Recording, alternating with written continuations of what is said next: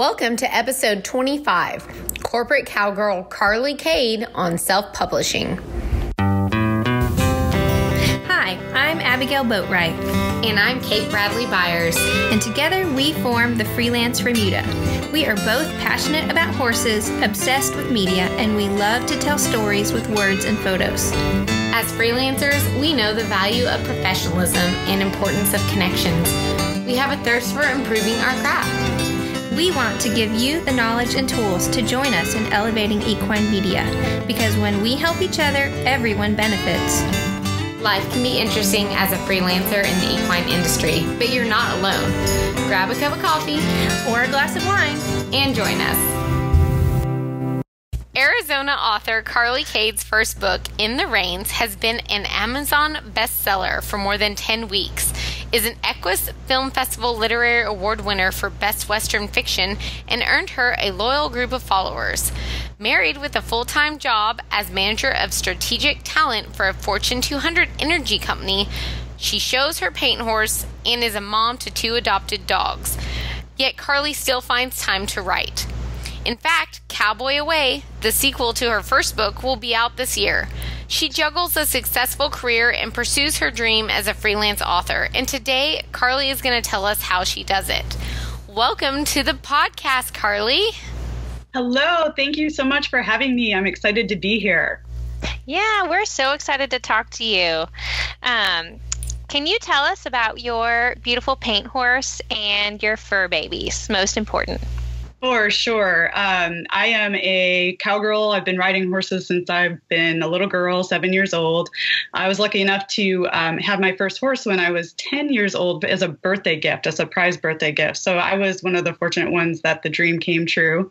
My adult horse is a registered paint. Her name is Sissy. And her registered name is I'm Gonna Kiss You, which couldn't be closer to the truth. This horse gives hugs. She's always searching for kisses. She's just such a lover. And I just really enjoy spending time with my horse. And actually, she was the inspiration behind my In the Reins book series. If you gallop around my YouTube channel, you'll see her standing in as the lead paint horse Faith in the book series. I do a lot of the videos for myself. And then, of course, I have 2 adopted dogs, which I love. Adopt, don't shop. One is named Jovi, and she's named after Bon Jovi. And the other is Jagger, named after Mick Jagger, because my hubby and I totally are music lovers. That's fantastic. I love that. That is really cool. And she is a beautiful horse. I've seen the photos. So tell us, you have a full-time job that seems like it's kind of demanding, and you launched your own career as an author. So what pushed you to write the first book? So it's funny. I've always enjoyed creative writing, and I was in, advanced English classes and, just dabbled with it. I always thought myself more to be a poet. So I just, I always carry a journal around with me to capture rogue thoughts and different things. And one day, McKenna Kelly, the lead cowboy character in my book In the Reins, kind of showed up as a poem in the form of lightning. And I just jotted it down. And I didn't really think too much of it. And then a couple of days later, this next burst of creative energy showed up, and I wrote handwritten the entire ending of In the Reins. And I'm thinking to myself, I don't know what this is or where it's coming from. But then the poem ended up being the introduction to the book. And then I sort of sat down and I just started playing around with it and finding myself getting lost in that creative flow. And so I started writing chapter by chapter the beginning of the book to try and catch up to the end, right? And I never really set out to publish a novel, but then I thought, and I kept shelving it. So it took a lot of years to put the first book together because I just didn't believe that I, had it in me to write a book. Should I write a book even? So then I asked my husband one day, I said, can you just read back the chapters I've written in this manuscript and tell me if it has any merit? And one thing to know about my husband is the only book series he's ever written the entire thing of is The Hunger Games. And so that's about the extent of his reading ability or what he wants to read. But 2 things happened. One, I'm sitting there and I'm going, wow, this actually sounds kind of good. And then I was like, who wrote this? That wasn't me. Where was I when this was going on? And then my husband was laughing and engaging and smiling as he was reading it back. And for a non-reader, that's a pretty big deal. And then he set it down in his lap and he looked at me and he said, this is really good. You have to keep going. So I did. And it eventually became In the Rains. That's really neat, especially to have that support from your husband because, creatives, we always need that extra little push and support, usually to get us to our goal. Yeah, he's actually my hero. We kind of set up a little system where he would help me get up in the morning because I'm not a morning person, and he was like my alarm clock and get me up, and we'd have a cup of coffee and walk our dogs. And then I started this ritual of doing my writing first thing in the morning before my corporate life started, and when I feel most creative during the morning. And then at the end of the week, he would read back to me the chapters that I had written that week to help me keep moving the book forward and forward and forward. So he was my biggest support from the get-go around this project. Wow, that's incredible. What a team you guys are. Yeah, he's my cowboy. Oh, that's cool. In training. In training. I love that. Well, I'm so interested in like the writing process. I mean, it sounds like you started with the ending. So you had your ending in mind. Did the characters develop the story, or did the story move the characters? And so you were starting from the end and working backwards? Like, talk to me about how that worked. So I don't ever start with an outline. I kind of let the characters lead me and take me where I'm going to go. Like I said, within the Rains, it started out as that poem, and then I wrote the end, and then I went chapter by chapter to complete that book.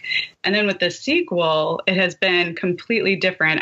I have been jumping around a lot because every person in the Greenbrier bunch inside of the story has something to say. So one day I'm on like page 14 telling, Devin, wannabe cowgirl Devin story. And then the next page I'm on, next day I was on like page 100. So I jumped around a lot in the sequel. So I would say my writing style is just kind of, I write whatever is there for me that day. Like I have a general idea of where the story is going to go from beginning to end. Like I always know how they're going to go, but in the middle is where I play and have fun and just let the characters kind of guide me. It's almost like I'm not there. I think I've said that a couple times, but it's like, I like to call it flow. Like I'm flowing with the story, and I'm just, it's my most happy creative space. I just am lost inside of my story and my characters. It's the coolest feeling. Love that. That is great. I love that. I think sometimes some of the real people that we write about in our articles for magazines, like if they could be a fictional character and you could just like develop their adventures, sometimes it seems like they have fictional adventures, but out there in the Wild West. But, we have talked obviously about your writing process and everything. But I think that if I understood you right at AHP when we talked, you published your book yourself, right? So tell us about how you went about the process of completing the book. Like, did you hire an editor or did you do it yourself? And then tell us about how you got to the point where you decided to publish it yourself and how that happened. Yeah, so I'm really fortunate. My corporate life has given me training in public relations and social media and marketing and communications. So I'm trained as a writer and a marketer first. So as I was researching what I wanted to do with this book, I very seriously looked at both traditional publishing and at self-publishing. And I didn't make the decision to self-publish lightly. It was something I chose because a few things. One, I know my market better than anyone else. I'm a horse lover. I know where those people are. I know what they do. I wrote the book that I wanted to read. About, Western pleasure showing in the paint horse, quarter horse, Palomino, breed circuits. Like that's something that I really wanted to read about. And of course I'm a sucker for romance books. So it became a romance book, but I knew how to do that. So, with traditional publishing, you do a query letter, you send in your manuscript, and it can be, taken or declined. And what I know about that is, they can choose not to publish it. They can just shelf it. And so this is like my creative dream, my endeavor. This is what I wanted to do. So I wanted to say in who the book was marketed to, how the cover design looked, who I hired as editors, who, all the events I go to, what I was doing with this book, I get to say, which is really exciting. So I wrote the book, and then I did my research, and then I decided to self-publish because frequently in the traditional publishing world, what equestrian authors have been told is that the books are too niche and it's a small market and they, can't have broad popularity, which I don't necessarily agree with. And then I also looked at a lot of my fellow authors and what they were up to. And what I noticed is a lot of the equine authors were actually looking to get the rights to their books back from traditional publishers. So looking at all those things and factoring all that in, most of my peers are self-published, which is exciting. I mean, things have changed. The conversation around self-publishing has completely changed. I mean, no, I mean, that was a lot of information, but B, also some amazing information. This Create Space by Amazon, when you said that they help you with book covers and everything else, is that a team that has experience in the publishing world and they kind of offer like a guidance system, or? That's exactly right. So they offer all sorts of services. You could work with them for editing, for proofreading, for cover design, interior design, or you can do it yourself with designers you've already hired on the other side. So there is a cost involved. You can in using their services, but it's completely worth it because at the end you have a product that would not be any different from, a traditionally published book, which is really great. That's really cool. What a great resource. Mm-hmm. It's amazing. And they have all sorts of tutorials and blogs and different things that you can look at as you're researching going to publish a book, and it really walks you through it. It was a lot easier than I thought it would be. I had one question. Okay, so your book is also in print as well, right? Mm-hmm. So this Create Space also walked you through that too? Mm-hmm. So with Create Space, they format for print, for paperback, and they also format for the digital version, Kindle. So they offer both services, which is really amazing. So, anyone listening in, whether it's nonfiction or fiction, you have the opportunity and the resource right there through Create Space to publish your own book. Very cool. Well, okay. So I know you were going to talk about editing. So you use Create Space for the proofing too, or talk to us about the editing process of your book? I did not use Create Space's editing services. I worked with my own professional editor, someone who I have a relationship with and whom I trust and who has background in horses, right? So editing, I like to say, with great power comes great responsibility. Now that people can self-publish their own books, I think a lot of self-published authors get sort of a bad rap because the editing isn't good. They didn't take the time to do that.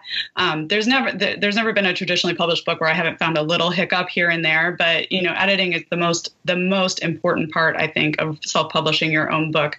I had the first book, and I learned a lot with my first book. I had the first book professionally edited twice, but some things still slip through. So there are some copies of In the Reins out there in the world that I wish weren't, but sometimes you just have to go and hit publish and learn as you go. So since then, all the corrections have been made. That's another beautiful thing about Create Space is you can go in and you can make edits to your manuscript should you find an error somewhere in there, which is another reason why I really like the resource. So with Cowboy Away, I've had it professionally edited. I had it copy edited, which I highly recommend. So editing is like, I'm sure people listening know, but like editing is for like structure and improving the storyline and adding looking for inconsistencies. That's what my editor really helped me do with a sense of humor, which is why I love her. And then my copy editor, who is another fellow equine author, she went through and she just checked punctuation and looked for misspells and just really, gave it a once over.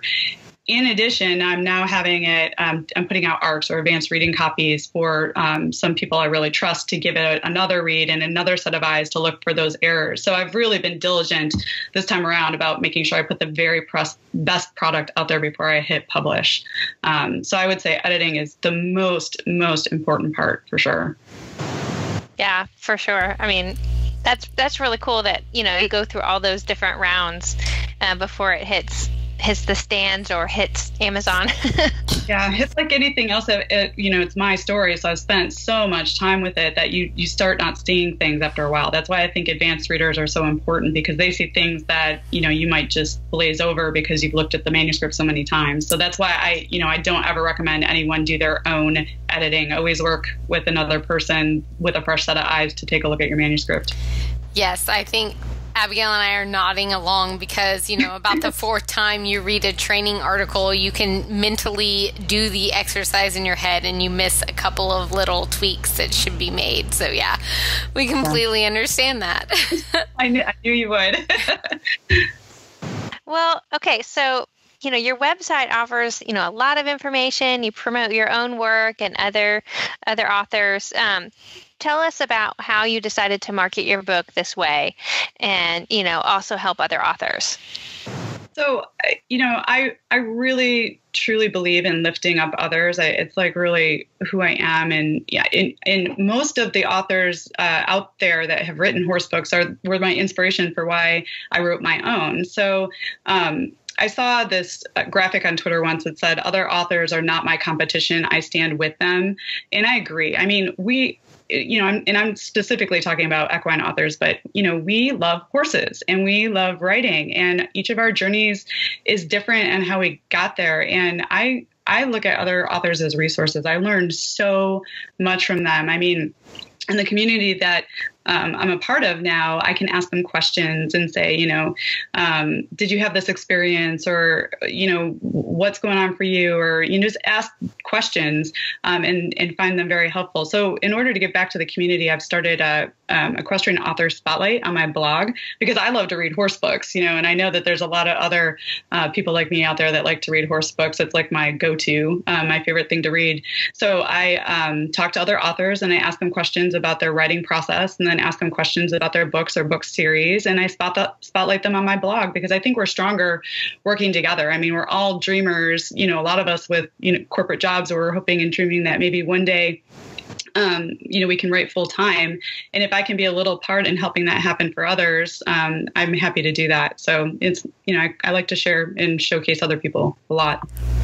Obviously, here at the Freelance Remuda, we have kind of the same mindset. We can lift up the industry if we all work together. So I love that you also think like that. That's fantastic. So I'm just sitting here kind of in awe of how you went through this whole process because I have never written a book, and the thought kind of terrifies me. So tell me, what were your challenges and how did you get through them? I know that earlier you mentioned that you weren't a morning person and that your husband helped you with that, but tell us some other challenges that you faced. So I think one of my biggest challenges is just finding the time because I am a corporate cowgirl and I have a horse that I board. Unfortunately, she's not in my backyard. So, and that takes something, getting out to be with your horse. And of course I have a husband and my 2 dogs, and life happens, right? So I think finding the time is very difficult. So I think I mentioned this before, but that's why I started the morning writing routine, because that's when I'm the most fresh that I've found. It's like I get up early, I take advantage of the time I have before I go to work. I sit down and I touch my novel. And then I feel satisfied going into my corporate day because I did something for my creative dream first. Because what I found is at the end of the day, or even on a lunch break or something, I was like way too tired and exhausted from being in front of a computer already for so long that I didn't want to sit down, and I felt creatively drained. So first thing in the morning, even though I have to drag my buns out of bed, first thing in the morning, I'm able to get my passion out of the way first, and then I can go on with my day. And I also made the rule to touch my novel every day. Because, when I'm touching it every day, whether I write 1,000 words or just a few, the story is present for me, as I'm going through my day. So I have that journal, and then all of a sudden they'll pop up and I write it down really quick. And then I take that to my next morning writing session, incorporate it into my novel, which is really fun. And I find the story stays alive that way, if I'm staying connected to it every day. So that's the biggest thing, is just finding the time and staying close to it and being committed. Because I'll tell you, every time I sit down to write, I feel like I'm never going to have anything to say. And then I just force myself to do it, and it just magically starts to flow. I read this book by Stephen King that I would highly recommend. It's called On Writing. So many great tips inside of that book. But one of the things that he said in there that really stuck with me was the scariest moment is always right before you start. And that couldn't be more true, because I'm always like, what am I going to say? I don't know what I'm doing. And then I sit down, and at the end I have a completed chapter, and I'm like, woo, where did that come from? So it's just making the time is the most important thing. And that's also the hardest part about trying to write a book when you've got life going on. Completely sounds just agree. Doesn't that sound like writing magazine stories? Yes. I think there's such a hurdle, though, I think, when I think about writing a book. I'm like, that's like 15 magazine articles, and it's all coming from your head. I guess, did you do I'm sure you did research too. Can you talk to us a little bit about the research that you did, maybe to flesh out your stories? Yeah, it's funny. I actually, the research I did is just based in my own, horse life. I've grown up around horses. I've competitively shown horses most of my life. I know what it's like to go into a show pen and be nervous. I know what it's like to not know what the heck to do with my horse's training. I know what it's like to swoon for a cute cowboy, right? So a lot, even though it's fictional, a lot of the stuff going on in the book is based on my experience being around horses. And I really hope that sort of authenticity shows as people are reading my book, because I genuinely love horses and I really wrote the book that I wanted to read. So that was, most of my research actually came from just figuring out how to publish the thing. The story just sort of showed up for me based on, just my background and what I've been doing my whole life. So not too much research. I write about what I do, my lifestyle, not so much about what I've researched. So I think that's kind of cool, though. That sure makes it easier versus Outlander, where she's like researching Scotland. Yeah, that's true. I will say in the sequel, there's some, conversation about like the National Horse Show in New York City, which is more like hunter jumper, competitive sort of thing, which is not my wheelhouse. So I had to do some research around that. And then there's some, tribute to rodeo and bull riding. So of course, I love to watch the PBR, the professional bull riders. That's one of my favorite pastimes. I've gotten my husband hooked on it too. But, as far as bronc busting, I went locally to some rodeos around here in Arizona. Cave Creek has a really cool one that I went to and just researched bronc riding. And I took some footage there actually that I use in my videos for marketing the book. And so that, I would say that those sort of things that aren't totally my wheelhouse, I did have to do some research on, just like what are the ins and the outs of, you marking a horse out, like what does that mean? So, those sort of things I did look for. That's cool. Well, so what was it like seeing your book published, like a hard copy, like in your hand, like your baby? Did you cry? Oh, I did. I cried. I think I tried to do a backflip, but it didn't work out. It was amazing just to hold that proof copy for the first time and look at it and know that I had literally created something that no one had ever read before. Like my imagination was in print. I think there's like a statistic out there that like 80% of the population says they want to write a book, but like only 5% ever do. So it's like, I was just really proud that I did it because I was afraid, it's hard to write a book. It's hard to put your creative self out there for people to fall in love with. But then also, for people to judge. So it was the most exciting moment, just holding that book and in being like, this is my gift to other people, really. So like getting the feedback that readers are like staying up with it and reading it in one night and they can't put it down and they're in love with my characters. That is just the coolest thing, because before I'm a writer, I'm a reader. So I love books like that. I love books that I want to tear through and I can't wait to get back to. So it feels really good to hear that I've done that for others. That's really neat. We all love to consume those books too, that you just can't put it down. Mm-hmm. And it sounds like you had such a positive process through the first book. So when you started to write the sequel, which is it out? I'm sorry, or is it coming out?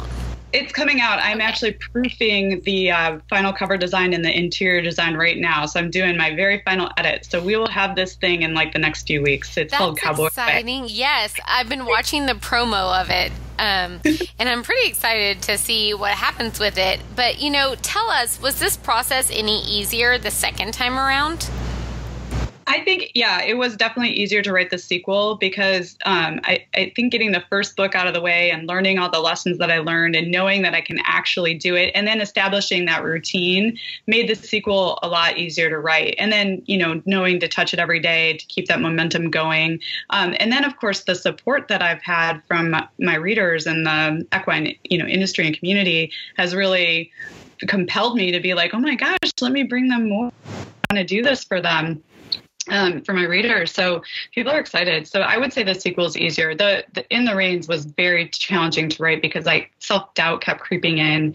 I kept shelving it. I kept saying, who am I to think that I can write a book? Am I any good? I'm not classically trained. And, but then I just reflect back to like really successful books. For example, 50 Shades of Grey was a self-published book first before it got all, I'm not saying my book is like 50 Shades of Grey, by the way, it's not, but I'm just saying, it's like I think about these authors that end up having, it's romantic, but it's, safe. It's PG-13. Fantastic. Love it. Thank you for giving us that alert.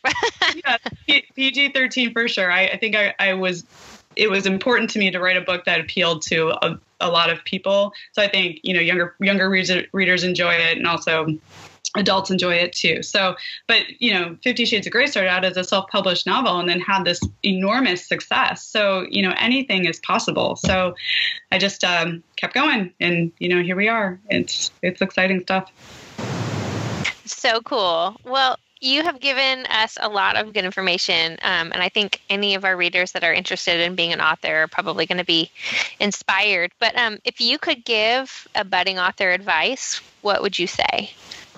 So on this one, I have to steal Nike's playbook. Just do it. Just sit down and write. If it's there and it's calling you forward, go for it. So for me, one of my favorite quotes is a Rumi quote. It says, let yourself be silently drawn by the strange pull of what you really love. It will not lead you astray. And I sort of feel like that was my experience with In the Rains. Like the story just begged to be told. Like the characters would not leave me alone. I was always thinking about it.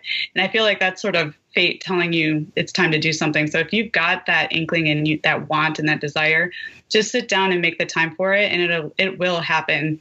The other thing I'd like to say, too, is for some of the freelancers that are listening in, having written a book has actually opened a lot of doors for me with the AHP and different media publications. I'm actually having people reach out to me to ask if I'd like to contribute. And so I wrote a series for Horse Nation, which was really fun, on show pen preparedness. And I've been dabbling with that. But right now, my main focus is staying, with the books and finishing the series. But lots of opportunity comes also from having published a book, too, which is exciting stuff. Heck yes, it is. It's super exciting. Like, I'm excited for you because I feel like it's such a daunting task. It is, but it's all, for me, it's a happy place. It's like when I get lost on the back of my horse and, everything just kind of goes quiet and I'm connected and, really doing something that I love. It's like writing is the same for me. It's like horseback riding and writing. They're both sort of isolated experiences, but it's just, you really connect to something deeper. Like with the horse, it's nature and the bond I have with her, but with writing, it's, connected to my creativity and writing for the joy of bringing others into my story. So it's a cool space to lose yourself in, and I like that.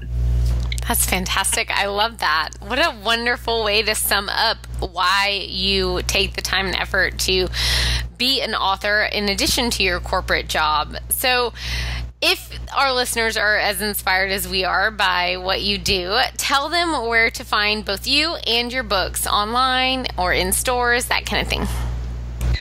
You can visit my website, www.carlykadecreative.com, and get to all these places. But you can also purchase a signed copy of the book from there if you'd like. But I'm on Facebook as Carly Kade Creative, Twitter, Carly Kade Author, Instagram, Carly Kade Creative. My most fun space I like to play in is on YouTube. I have a YouTube channel where I build playlists for the soundtracks to the books that I'm writing, and my Meet the Characters series is on there starring Sissy, and you can watch the book trailers there. So I have a lot of fun with YouTube. I'm also on Pinterest, and then the books are available, coming soon, audiobook for In the Rains. But the books right now are available in ebook, in paperback on Amazon, Barnes & Noble, and another digital site called Kobo. Carly, that's fantastic. I think that we're definitely going to link to the YouTube channel as kind of a new thing, and let our listeners be able to see your preview videos and kind of get to know your characters a little bit if they haven't already. Thank you so much. It's been so fun speaking with you both today. Thank you for having me. Absolutely. Thanks for joining us and sharing a little bit of insight on being an author. Happy to do it. And everybody go out and write a book. I'm here if you need me. Give me a call. I'm always happy to help others, struggling with the process and how to make it work. That I have a lot of fun doing that too. So awesome. I love it. That's cool. Great. Here comes a trove of equine authors. Thank you so much, Carly. Thanks for listening to the 25th episode of the Freelance Remuda podcast. We appreciate our listeners and offer the podcast for free download through Libsyn and iTunes, and have all episodes available at freelanceremuda.com. Plus, we have extras in our blog posts. We just announced a new mentorship program, and the details are online at freelanceremuda.com, so be sure to check it out. Find us on Facebook, Instagram, and Twitter. We'll see you down the road.